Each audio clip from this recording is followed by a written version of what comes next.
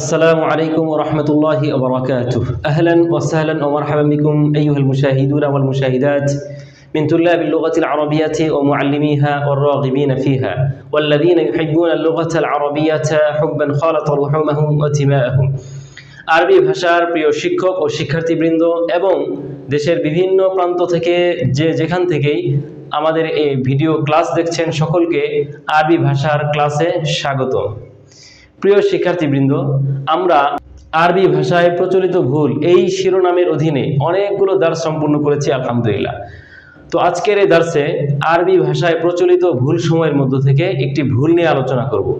দেখুন, আমরা আরবি ভাষায় বিভিন্ন ধরনের ভুল করে থাকি, যেমন শিলাগত ভুল করে থাকি, শব্দের দপ্তের ক্ষেত্রে ভুল করে থাকি, শব্দের তাবিরের ক্ষেত্রে ভুল করে থাকি, আবার অনেকে নাহবান সারফান ভুল করে থাকি।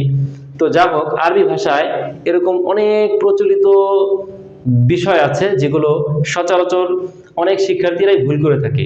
তো আজকের আমরা এই দার্সে একটি শিলাগত ভুল নিয়ে আলোচনা করব, যেটা সকলের মাঝেই প্রচলিত। সেটি হচ্ছে, দেখুন, বালাগা ইলাইহিল খাবারু, আরেকটি হচ্ছে বালাগাহুল খাবারু। এখানে দুইটি জুমলা। তো এই দুই জুমলাটির মর্ম হচ্ছে তার নিকটে সংবাদ পৌঁছেছে। তার নিকটে সংবাদ পৌঁছেছে, এই মর্মটির আরবি আরবরা কোনটি করে থাকে? এখানে একটি হচ্ছে বালাগা ইলাইহিল খাবারু, আরেকটি হচ্ছে বালাগাহুল খাবারু। বাহ্যিকভাবে এই জুমলাটি কিন্তু সঠিক মনে হয় যে বালাগা ইলাইহিল খাবারু, তার নিকটে সংবাদ পৌঁছেছে। ইলা মানে তো তার নিকটে, ইলা মানে হচ্ছে নিকটে, এটা আমরা জানি। তো বাংলার দৃষ্টিকোণ থেকে যদিও এই বাক্যটি সঠিক, কিন্তু আরবদের দৃষ্টিকোণে, আরবি ভাষাবিদদের দৃষ্টিকোণে এই জুমলাটি হচ্ছে ভুল। এটি হচ্ছে আরবি ভাষায় প্রচলিত একটি ভুল।